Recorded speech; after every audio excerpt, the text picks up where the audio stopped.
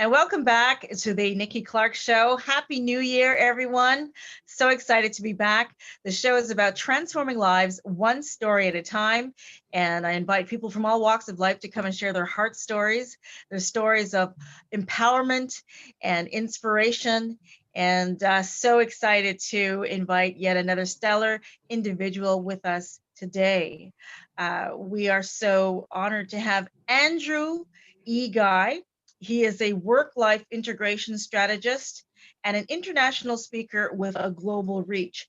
As an author, conference speaker, and staff development coach, Andrew helps corporate leaders, professionals, and entrepreneurs integrate work, life, and self-care to improve well-being so that they can pursue purposeful living.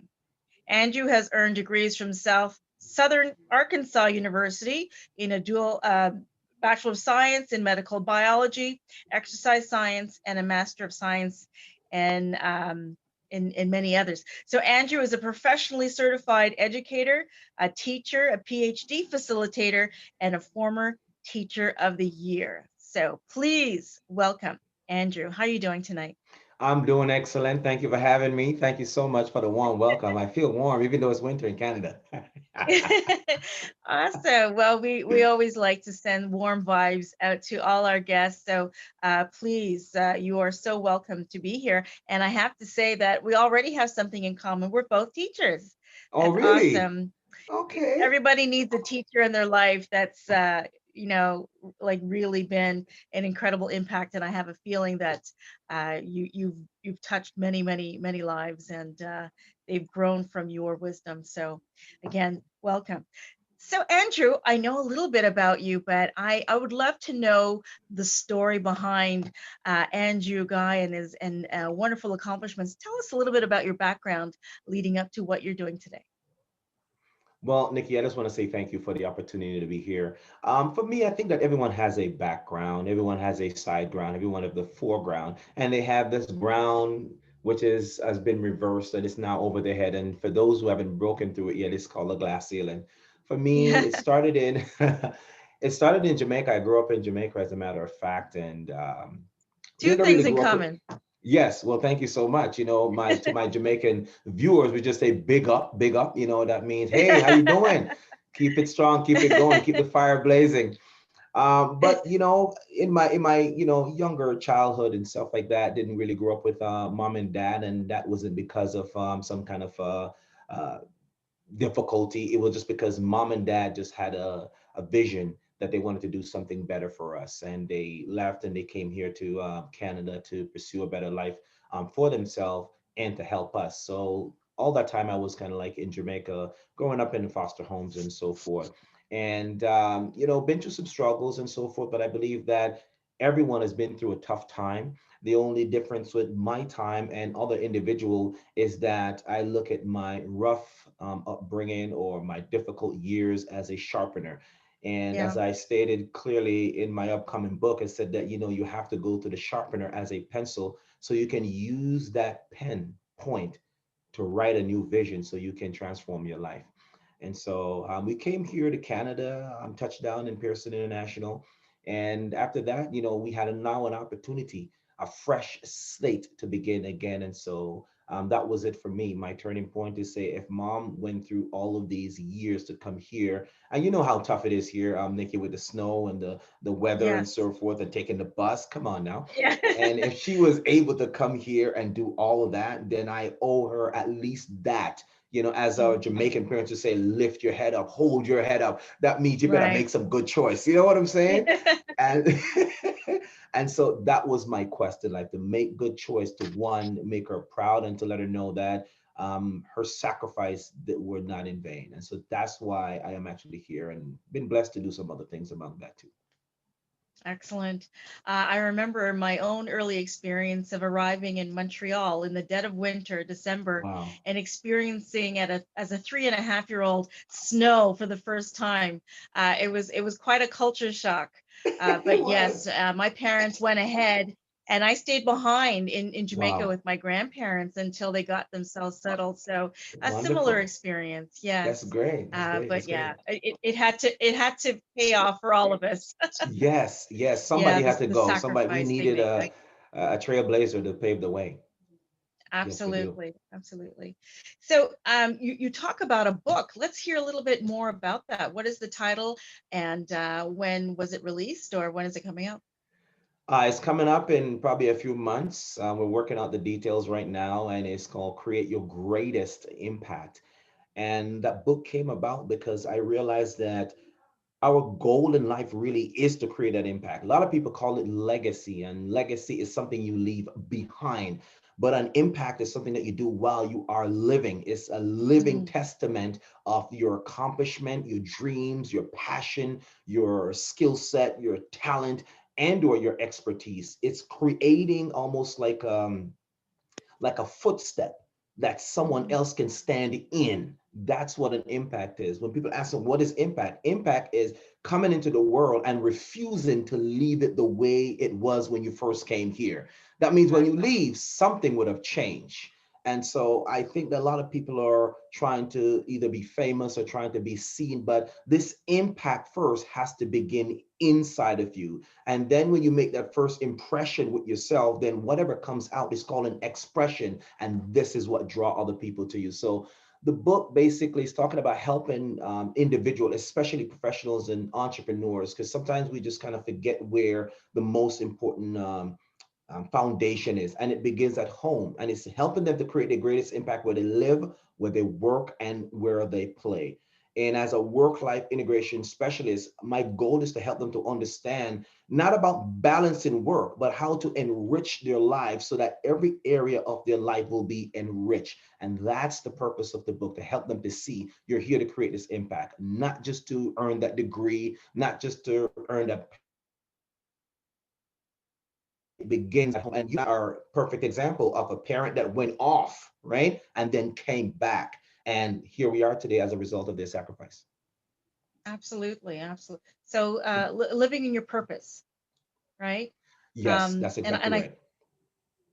Right, and I think too, and maybe you can expand on what exactly you do as a strategist for those in terms of work-life integration. But as in my experiences here in Toronto, I had a challenge in putting the balance together. Wow. It was really work dominating everything that I was doing at the time, and I had to learn that balance. So, Right. what are the offerings you have for people when it comes to work-life integration strategy? Well, we look at, first of all, we have to understand priority. Priority is key. And a lot of time we're put into a situation where it's either the dollar or taking care of ourselves. And we've seen over the years that many people who have put the dollar ahead of their health, then they realize that that's not the wealth. They're Mhm. trading the corporate success for the health, the wellness, and well-being. So I try to help them to understand that the wealth part of you is really about your health part of you. And if you are healthy, you have a better chance to become wealthy, because when your health is gone, Yeah. everything is gone. You don't even have, you may have a table, but you don't have the legs to stand on. So when I come into corporate world, I work with CEOs, I work with staff. I've been doing a lot of work with health and medical staff. I've worked with surgeons and doctors and so forth about how to do proper weight shift, because doctors are standing there for several hours carrying out any kind of procedures, and so what we need to help them to understand is that they're in the surgery, in the process of doing that operation, there's certain body mechanic movement that you're going to have to perform to alleviate stress on the low back, to alleviate stress on the knees and the joint.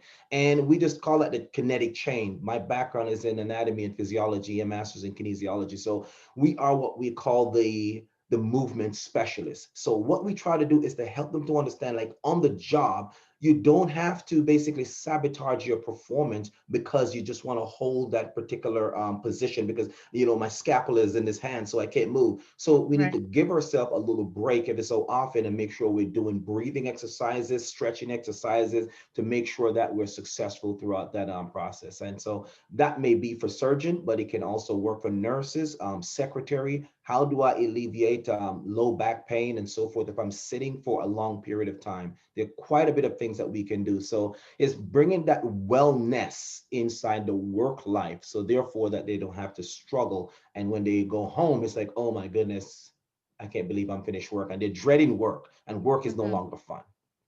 Right, right. Really good points. Um, Andrew, things have pivoted greatly in kind of our work life Yes. balance right now because of the pandemic, and it's an uh, kind of a trite saying, unprecedented times. I don't know how many Yes. times I hear that per day, but it's a good way of describing what we're going through. It's unusual. What are some of the things that you're hearing from your clients who are coming to you with a new type of work-life balance because of the pandemic? Oh, well, Nikki, this is another book that I'm actually working on, will be released fall 2021, and it's been in the works for a while. And Mhm. so it's called Wearing Many Congratulations. Hats. Thank you so much.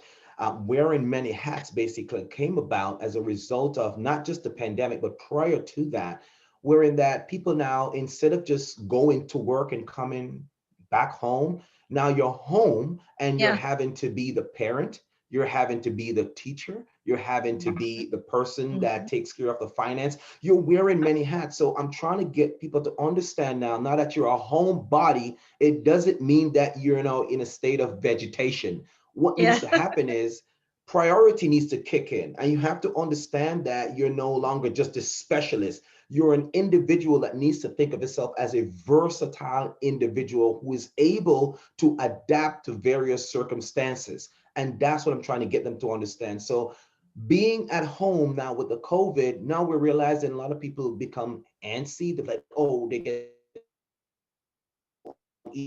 need to get out. Some are not getting out as much. So one of the main things I tell them, I said, you need to schedule it to get up and move around. Even if you just go in your backyard, go in your basement, do some jumping jacks, some calisthenics, some stretches, some breathing. That's one aspect of it. Keep a routine. Categorize. Exactly.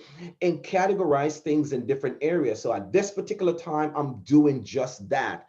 And so it forces us not to just balance, because balance means I'm juggling something, Nikki. Right. And when you juggle, something is going to win. But if we enrich our life, looking at it like a submarine sandwich, the bread itself represents life, but it's what you put on the sandwich that makes the taste bud just get excited. You know what I'm saying? Yeah. So I might want lettuce, tomato, ketchup, all these other things, right? So all the activities that you're doing is what you're putting on your bread to enrich your life. So when you're interacting with your kids, listen, they're getting the best of you. And when you're working, the person is getting the best of you. And when you show up online, it's like, whoa, let's do this thing. It's about that enrichment piece. And we put it all together, just like a sandwich. Take a bite, taste buds are happy. And it's oh so delicious. That's exactly Yes. right. Awesome. Awesome. Now I'm super excited because I am looking forward to being a guest on a very special show that you are the Oh, host really? of. So can you I tell me wonder a little bit why. I about wonder the who is that? Who is show that? and what it entails?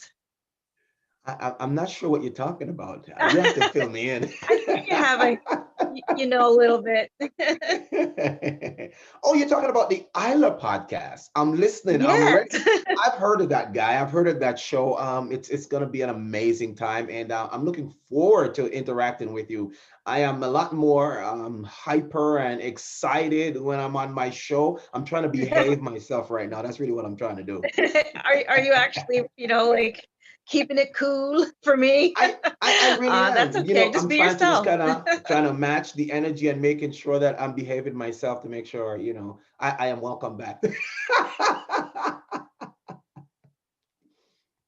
Yes, You know welcome what? back. If you're I'm kind of a calm demeanor, so Right. but I I pick up on appreciate that. you like trying to match my energy. But Yes. hey, once you like, maybe you can help me get up there, and I could be just as energetic as you, or I don't know. You tell All me. right. All right. Let's make it happen. Let's make it happen. Let's make it happen. Let's make it happen. Awesome, awesome. Yes. Um, I'm looking forward to it. So Yes. It's gonna be a good I time. It's really gonna be a good time. I feel a little bit what's the word? Kind of like I'm having an out of body experience, to be very honest with you, Why? because I'm so Why? comfortable being on the other side of the couch, Oh yeah? and when people ask me questions, Andrew, Yes. I'm like, yeah, I have to do a little bit of soul searching and tell you a little bit about that part that I've never really entertained in terms of, an interview. So it'll But be fun. Looking it's forward to it. great. It's great. It's about wearing that many hats, and it's a good thing. Bring out the best in you, as a matter of Yeah, fact, it does. it it is. It is. It is a great thing. Um, Andrew, I wanted to touch on something that's been on my mind today, and I'm sure you've been thinking about it, as many of us are, about what happened yesterday in Washington D.C., Capitol Hill. Uh, what's your kind of take on what you observed? What are your You know, thoughts? there's so many mixed feelings right now. We look at America, and I say that I look at America because I did 90% of my education in America, Yeah. and spent many years in America, lived there for almost 17 years, and taught there in America. And it's unfortunate that we can't come together. There is a coming together, is an unraveling of the actual minds. And this unraveling has kind of set people on edge, where it makes them fearful. It's like Mhm. creating this Yeah. shaky ground where everyone is now feeling this rush of fear that they want to react instead of respond. When I look at the crowd, first of all, I want to say that the first group of individuals that came out, they behave, well. There was any issue or anything like that, and then out of the blue, then tear gas started coming. Yes. And from Yeah. what I've heard is that they're saying that the individuals who came wasn't part of the original behaved, you know, um, protests, you know what I mean? And so when I look at the individuals out there, the first group of individuals, they were just kind of like calm. And so all of a sudden there was an uproar. The point I'm trying to get people to understand is that all of what happened yesterday was because of choice. It is because of choice. Mm-hmm. And a lot of people are saying that Biden should be president, or he is the president. But Donald Trump doesn't believe that he has lost the presidency, because when you started digging and unraveling some of the things that have happened in the background, and how, the ballots were just, kind of messed with, trying to use a proper word there, Yes. the Yeah. stuff was messed up. And so, just to keep it real, the stuff was messed up. And when you look at how this new presidency, that's a claimed presidency, is now being established, it makes you wonder, what are we standing on? What about the foundation of the forefathers? What's happening with that? And it seemed like everything is kind of coming apart. And so what we need to do, a lot of people are praying, and I think that it's not just about praying, it's like we need to get up and do something and show. One person said that, prayer without works is dead, and I completely believe that. So what can we do as individuals, as believers, really to go back to the grassroots and find out, hey, America is not just built on just everyday choice. It's built on the common man coming together, understanding how we bring our expertise together to make a country, because the country is a people. It's not just one individual's choice. Yeah, definitely. I agree with you, and it to me was um, democracy shrouded in darkness that day, and it was really shocking to hear the insightful comments Yes. from a number of people, and kind of making this inference that there was criminality involved in the choice that Americans made to choose President-elect Biden. So yeah, it's amazing and It's very amazing, sad, but really it's heartbreaking kind to of see that. sad though. It is sad to see, but you know, when I listen to the arguments that were brought forth, it just kind of helped you to understand that, you know, this democracy is human made. It was conjured up by humanity. And if we know Yes, anything about humanity, we know that we're not perfect and we're going to be up and we're going to be down. We're going to make mistakes. right. And any system that is created by us is doomed to fail at some point. We just got to be able To to be say, hey, dismantled by us. Yeah. that's it. Hmm. We're going to be the one that break it. Yeah, absolutely. Well, on a brighter note, we do have the future in Yes. the hands of our children. Yes. And I know you're a father of two. Yes. So tell me, what are the lessons that you're passing on to your two boys? Well, one of the things that I tell my boys is this, you know, victory doesn't always show up with a smile on his face. Sometimes has some scars. Sometimes it has Mhm. a story. And I didn't say his story. I said it has a story. And so you don't want to just settle for his story because that's that person's rendition of what they saw or what they want you to see. You need to rewrite your script and retell your story, right? I try to make Mhm. sure that I spend, I wouldn't say lots of time, but quality time, because our time, what when a parent spend time with their child, it has to be on their grounds, meaning that we may say, hey, we're going to hang out, we're going to go to the mall. That might not be what they want to do. They might just want to go outside and play in the grass, you know, and to them, just like, whoa, I was hanging out with daddy. Whoa. And for them, it might not be watching movie. For them, it might just, hey, boy, come and let me wrestle him down to the ground or something like that, you know. And we do all these crazy things. I try to make sure I incorporate as much wellness and fitness and movement as possible, being a boy dad. I'm making sure they go run, they do anything that I'm doing. I try to make sure they're doing it with me. If I'm working on the car, whatever I'm doing, if I'm fixing something around the house. So for me, it's leading by example. I don't want them to go out Yes, yeah, and find their, you know, superstar in some coach or something like that. I'm the coach first before there was ever a coach. I am the right.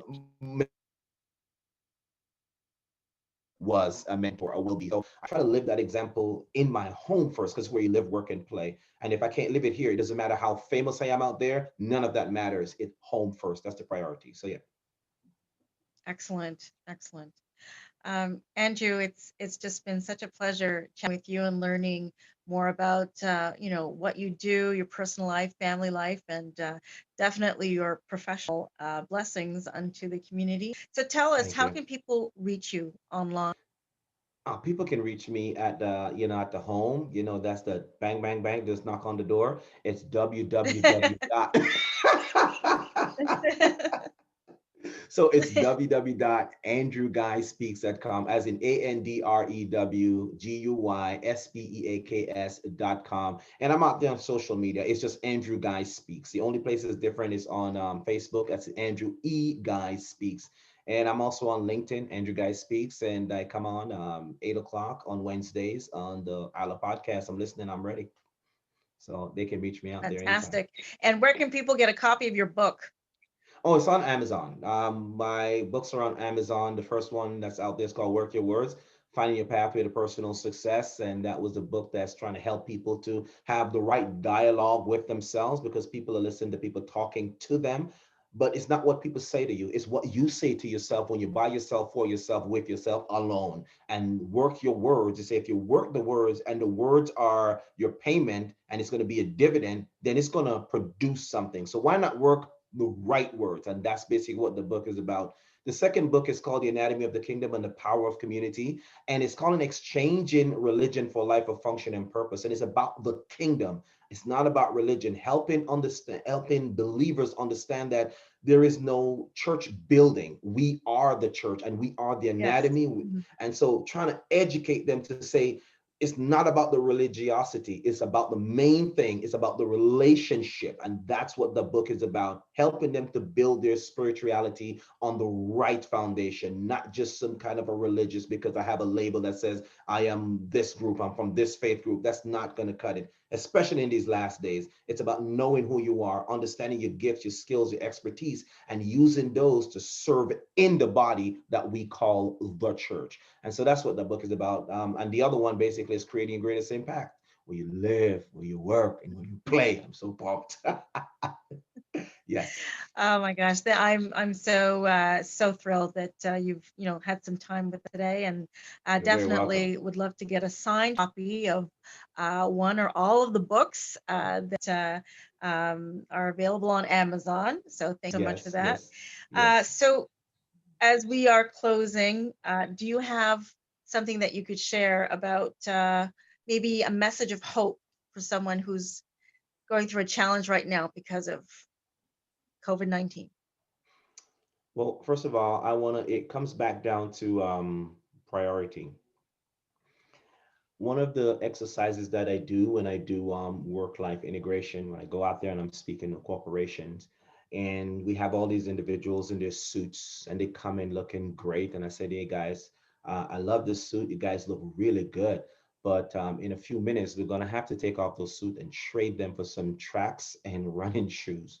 And what I'm trying to get them to understand Probably is that, confused. yes, they're like, what? This is not this. No, yeah, it's gonna happen, right? And then I have a room, and everyone is on the floor, and I have them lay on their backs, and as they lay on their back, and I want them to look up in the ceiling, and I said, I want you to close your eyes. And I want you to go back to the days before you had the titles, before you had the car, before you had the corner window, before you have all of this, because all of these things are simply achievements, they're additives. But you come into this world with one thing, and it's your body. How you take care of this body will help you to even achieve more.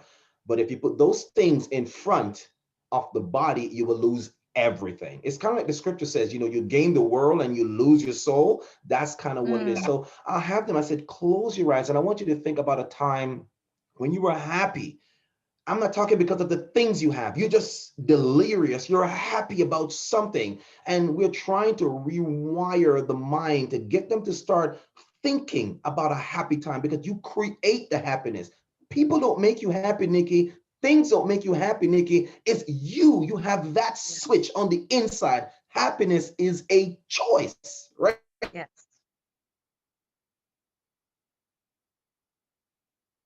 On the floor. I said, they thought about something that just made them laugh. And they're like, oh my goodness, Andrew, I've never done that before. And I call that mirror time. So I want to impress upon your audience or your listeners that you need to have me time Yes. over window time. Window time is you looking out in the crowd and trying to compare yourself between he, she, and the old lady or everyone else. Spend more time in the mirror. And I want you to ask yourself these questions. What is my vision? What is my mission? Understand that vision is what you see beyond what you're looking at. The mission is how you're going to get there and who will you take with you. Because when you go, you have to leave someone to take over what you were doing or what you were working on. And then I need to ask yourself is that who will you help?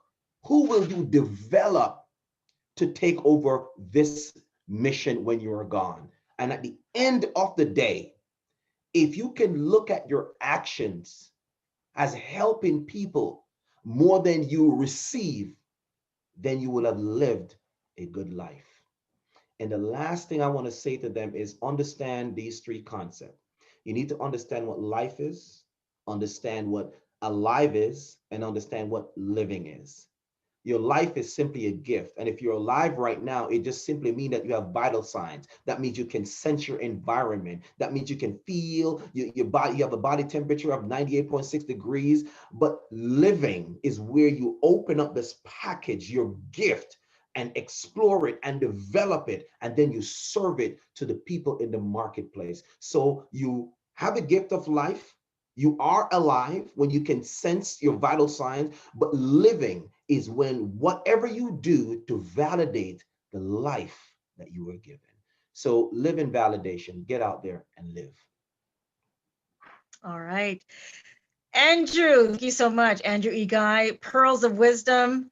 You heard it here first here on the Nikki Clarke Show. We thank you so much for that amazing journey that you have lived and are Yes. living and Yes. sharing with everyone. So Thank you so much. thank you very much.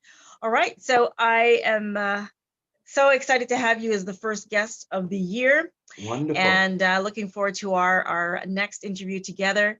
So Andrew, it's been a pleasure. You've been listening to the Nikki Clarke Show, and we'll be back again with another transformational story. Thanks again, Andrew Eguy. Look out for him on social media. Thank you so much. Have a good evening. Have a good one. All Bye right, for now. All right, take Stay care. Bye. safe. Yes, I will, ma'am. Bye-bye. Bye. Bye-bye.